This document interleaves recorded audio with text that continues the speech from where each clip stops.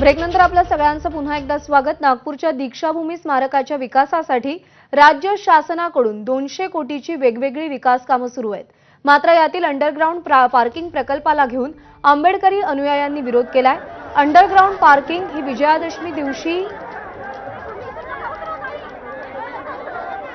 Underground parking वरून सध्या वाद सुरू आहे। विकास कामांसाठी राज्य शासनाकडून 200 कोटींची वेगवेगळी विकास कामे सुरू आहेत। लाखो भाविकांच्या सुरक्षेच्या दृष्टीने धोकादायक असल्याने हे काम तात्काळ थांबवावं अशी मागणी आंदोलकांनी केली आहे। तुषार कोहळे आपले प्रतिनिधी सध्या आपल्या सोबत आहेत। तुषार, काय घडतंय दीक्षाभूमीवर, का विरोध आहे? दगड लागतील सध्या साधारण 11 वाजतापासून आंदोलनाला सुरुवात झाली। एकाएक आंदोलक आक्रमक झाले। ज्या परिसरामध्ये अंडरग्राउंड पार्किंग उभारली जात आहे तिथं जे बांधकाम सुरू आहे त्या बांधकामाची तोडफोड करताना दिसत आपल्याला बघू शकतो आपण की तिथे जर का दूरवर नजर टाकली तर तुमच्या लक्षात येईल की इथे जे बांधकामासाठी जे कठडे उभे केले ते कशा प्रकारे तोडले जात आहे। नागरिकांकडून जे तोडण्याचा प्रयत्न जे शक्य असेल ते तोडले जात आहे। इथले जे आंबेडकर युनियन आहे त्यांचं असं म्हणणं आहे की कुठेतरी ही अंडरग्राउंड पार्किंग त्यांना नको, कारण की दसऱ्याच्या दिवशी विजयादशमीच्या दिवशी इथे लाखो आंबेडकरी अनुयायी येतात आणि या अंडरग्राउंड पार्किंगच्या वर जर ते राहिले तर कदाचित कधी सुरक्षेचा धोका निर्माण होऊ शकतो। इतर जे विकास काम आहे, सुरक्षा भिंत असेल, वेगवेगळे द्वार असेल किंवा मुख्य स्तूपाची डागडुजी असेल त्याला विरोध नाही, मात्र या नागरिकांचा या अंडरग्राउंड पार्किंगला विरोध आहे। मागच्या साधारण 2-3 महिन्यापासून यांचा सातत्याने विरोध होता, मात्र स्मारक समितीकडे यांना वेगवेगळे वेळ दिली होती। आज बैठकीची वेळ दिली होती, 1 तारीख ठरलेली होती आणि आज साधारण एकीकडे बैठक प्रस्तावित असताना दुसरीकडे अचानक हे सगळे आंबेडकरी अनुयायी आक्रमक झाले आणि या संपूर्ण परिसरामध्ये त्यांनी ताबा मिळवलेला आहे आणि जे त्यांच्या मिळेल त्या पद्धतीने ते इथे बांधकाम तोडण्याचा प्रयत्न करतात। तुमची काय मागणी आहे? आमची मागणी एवढंच आहे की ज्या स्मारक समितीनं हे काम परवानगी कशी दिली यांना, 1956 पासून डॉक्टर बाबासाहेब आंबेडकरने ह्या दीक्षाभूमीला आम्हाला दीक्षा घेतली आणि तेव्हापासून 14 एप्रिल 14 ऑक्टोबरला येतं संपूर्ण महाराष्ट्रातले लोक इथे येतात। पार्किंगला का विरोध आहे? पार्किंगला एवढाच विरोध आहे, 12 महिन्यातनी आपण एकदा इथं येतो। पार्किंगची व्यवस्था आम्हाला इथे कधीच नाही मिळाली। नागपूरच्या बाहेरच ठेवून पार्किंग व्यवस्था असते, पैदल आम्ही पूर्ण जनता इथं एकच दिवस येतो। त्याकरिता आम्हाला लोकांना जेवढा कशासाठी आहे पण आम्हाला महाराष्ट्रातून सर्व लोक 14 ऑक्टोबरला इथं येतात आणि ही जागा त्यांच्या बसण्यासाठी आणि बूथ स्टॉल लावण्यासाठी ही जागा अपुरी पडते, तरी हे त्यांनी हा समितीने निर्णय कसा दिला आहे? आपण जर का बघू शकतो तिकडे देखील कशा प्रकारे नागरिक जे इथे बांधकामाचे कठडे आहेत ज्यामध्ये अंडरग्राउंड पार्किंगचं कन्स्ट्रक्शनचं काम केलं जाणार त्यासाठी जे इथे लोहा टाकला, लोखंडाचे जे कठडे तयार केले ते कठडे तोडण्याचा प्रयत्न करत आहे। मोठ्या संख्येने आतमध्ये देखील आंबेडकरी अनुयायी शिरलेले आहे। जर का तुम्ही बघाल तर रॉड घेऊन ते इथे जे पिलर्स उभे केले जात आहेत ते देखील पाडण्याचा प्रयत्न करत आहे। यावर लक्षात येईल की एकाएक हे आंदोलन आक्रमक झालेलं आहे। सुरुवातीला अत्यंत शांततेमध्ये हे आंदोलन होईल असं वाटत होतं, त्यामुळे पोलिसांचा देखील पाहिजे तसा विशेष फौजफाटा आपल्याला इथे पाहायला मिळत नव्हता। मात्र ज्या प्रकारे हे सगळे आंदोलक या अंडरग्राउंड पार्किंगचं जे निर्माणित काम आहे तिथे शिरले आणि त्यानंतर आपल्याला पाहायला मिळतात की ते प्रतिकात्मक विरोध करत आहे, कारण की मोठं कन्स्ट्रक्शनचं काम आहे, त्यांच्या हाताने तुटणार नाही पण मिळेल त्या पद्धतीने ते हे बांधकाम तोडण्याचा प्रयत्न करत आहे। आणि पाठीमागे जर बघाल तर पाठीमागे हजारोच्या संख्येने जे आंबेडकर अनुयायी आहे हे दीक्षाभूमी परिसरामध्ये देखील इकडे आपल्याला पाहायला मिळत आहे। या बाजूला तुम्ही बघा डावीकडे मोठ्या संख्येने आंबेडकर अनुयायी या आंदोलनामध्ये सहभागी होण्यासाठी आलेले आहे। ही बाजूची दीक्षाभूमी आहे आणि दीक्षाभूमी परिसरामध्ये एक प्रकारे आता अत्यंत आक्रमक स्वरूप या आंदोलकांनी घेतलेलं आहे आणि त्यांचं असं म्हणणं आहे की कुठेतरी ही जी अंडरग्राउंड पार्किंग आहे ही आंबेडकरी अनुयायांच्या सुरक्षेसाठी घातक आहे, त्यामुळे त्यांना नको। जर का आपण एकूणच या सुरक्षेचा विचार करायचा झालं तर वेगवेगळ्या परवानग्या घेतल्या की नाही याचा तपासही व्हायला पाहिजे अशी यांची मागणी आहे। पण एकूणच आपण या प्रकल्पाच्या विकास कामाचा विचार करायचा झाला तर साधारण हा 200 कोटीचा हा प्रकल्प आहे। महाराष्ट्र शासनाच्या समाज कल्याण विभागाकडून राबवला जात आहे आणि इथे यामध्ये सुरक्षा भिंत असेल, इथे जे मुख्य स्तूप आहे त्याची डागडुजी असेल किंवा स्तूपाभोवती फिरणारी दगडी परिक्रमा पथ असेल किंवा याशिवाय जर का बघायचं झालं तर महत्त्वाची गोष्ट की इतरही विकास काम आहे, सौंदर्यीकरण आहे, त्या कामाला यांचा विरोध नाही, फक्त अंडरग्राउंड पार्किंगला यांचा विरोध आहे। आणि काही नागरिक आपण बघू शकतो की कशा प्रकारे हे पत्रक देखील वाटलेले जात आहे। काय मागणी आहे तुमची, तुमचा विरोध? आमची मागणी होती की 15 दिवसापासून आम्ही यांना मागणी केली का इथं आम्हाला पार्किंग नाही पाहिजे. या लोकांनी 15 दिवसापासून आम्हाला फक्त आश्वासने देऊन ठेवले. 15 दिवसापासून आश्वासन दिलं. आता एवढे दिवस झाले तरी त्यांनी आश्वासन आमचं पूर्ण नाही करावं. आम्हाला अशी नम्र विनंती आहे की हे समिती बरखास्त करावं आणि हे इथे असलेले मोठ्या प्रमाणात बांधकाम झालेलं आहे. बांधकाम झालं तर आम्हाला कोणालाच म्हणजे विचारलं गेलं नाही. हे आम्हाला काही मान्य नाही. पब्लिकला काही मान्य नाही. त्यांनी काही कसं शासन केलं, काय झालं, कसं हे बांधकाम झालं. तुम्ही या संपूर्ण परिसरामध्ये बघितलं तर मोठ्या संख्येने आंबेडकर अनुयायी आता यायला सुरुवात झाली, आतमध्ये शिरत आहे. सुरुवातीला इथे संख्या खूप कमी होती, मात्र शहरातल्या वेगवेगळ्या भागातनं आंबेडकरी अनुयायांचे जथ्थेचे जथ्थे इथे येत आहे. आणि आता ते इथे जे बांधकाम आहे ज्या परीनं त्यांना शक्य असेल ते तोडण्याचा प्रयत्न करत आहे.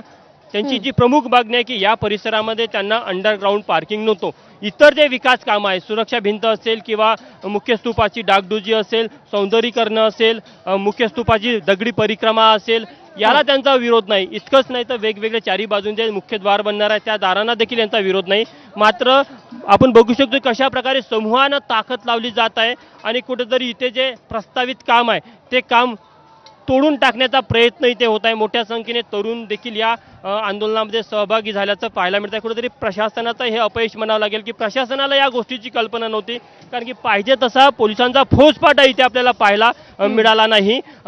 पूर्णतः या संपूर्ण परिसरावर आता आंदोलकांनी ताबा घेतलेला आहे आणि हे जे आंदोलक आहे यामध्ये महिला देखील मोठ्या संख्येने आहेत. जर का तुम्ही बघितलं तर महिलांचा देखील मोठा सहभाग इथे आहे आणि महिला देखील इथे उत्साही आहे. तुमची काय मागणी आहे? बोला तुम्ही, मला बोलता. आमची एवढीच मागणी आहे, आमची जागा आम्हाला पाहिजे, एवढं. दूरवर बघा, म्हणजे चारही बाजूने आता हे आंदोलन आत्ता थोड्या अगदी 20-25 मिनिटं आधी सुरू झालं, मात्र इथे आता हळूहळू आंदोलकांची संख्या वाढताना दिसत आहे प्रज्ञा.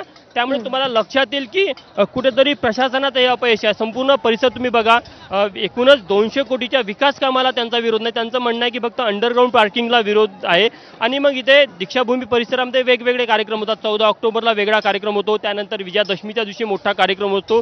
देशभरातनं आंबेडकरी अनुयायी इथे डॉक्टर बाबासाहेब आंबेडकर यांच्या अस्थिकलशाचं दर्शन घ्यायला येतात.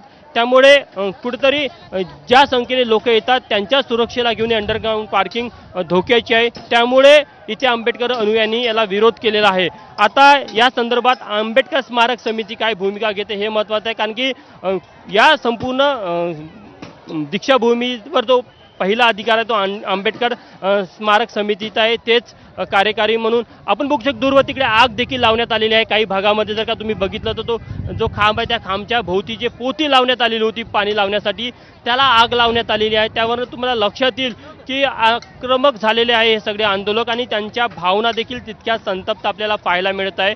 इथे सध्या तरी कोणतंही बांधकाम सुरू नाही, मात्र ज्या प्रकारचं दृश्य आणि ज्या प्रकारचं चित्र आपल्याला इथं पाहायला मिळते त्यावर निश्चितच आता या संपूर्ण गोष्टीला घेऊन प्रशासनाला देखील विचार करावा लागेल. कारण की ज्या प्रकारे प्रशासनाने एक सकारात्मक भूमिकेतनं इथे आंदोलन उभारलेलं, विकास कामाचं नियोजन केलेलं होतं, मात्र या आंदोलकांनी त्यातल्या काही विकास कामांना घेऊन विरोध नोंदवलेला आहे. विशेष करून फक्त अंडरग्राऊंड पार्किंगला घेऊन हा विरोध आहे आणि त्यामुळे आपल्याला पाहायला मिळतात की ते मोठ्या संख्येने काही आंदोलक आहे. आपण त्यांना देखील विचारूया. इकडे या, काय तुमची इतके आक्रमक झाले, काय मागणी काय तुमची? आमच्या अंडरग्राऊंड विरोध आहे, बाकी सुद्धा विरोध नाही आहे. आणि समितीवाले सामोर यावे. एवढं बरं बांधकाम झालं तरी समितीने झाकून ठेवलं आहे, तरी आंबेडकर कधी माफ करणार नाही. बरं, स्मारक समितीच्या लोकांसोबत तुमची चर्चा झाली, त्यांचं काय म्हणणं होतं?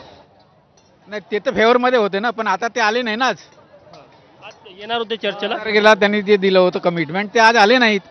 अर्थात ते, आणि ते सुद्धा सरकारच्या फेवरमध्ये आहेत, म्हणून समिती बदलावा असे लोक म्हणतात ना. आमची डिमांड अशी आहे की समिती सुद्धा बदलावा. ते काही मला एक सांगा, राज्य सरकार एवढं विकासाचं काम करतं, 200 कोटी निधी दिला आहे. विकास हा जर विनाशासाठी होत असेल तर त्याचा काय अर्थ आहे?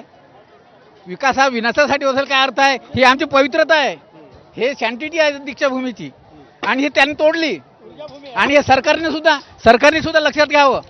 फडणवीस आणि शिंदे साहेबांनी सुद्धा लक्षात घ्यावं की हे दीक्षाभूमीची पवित्रता जी आहे, सँटिटी जी आहे, तोडली ह्या लोकांनी.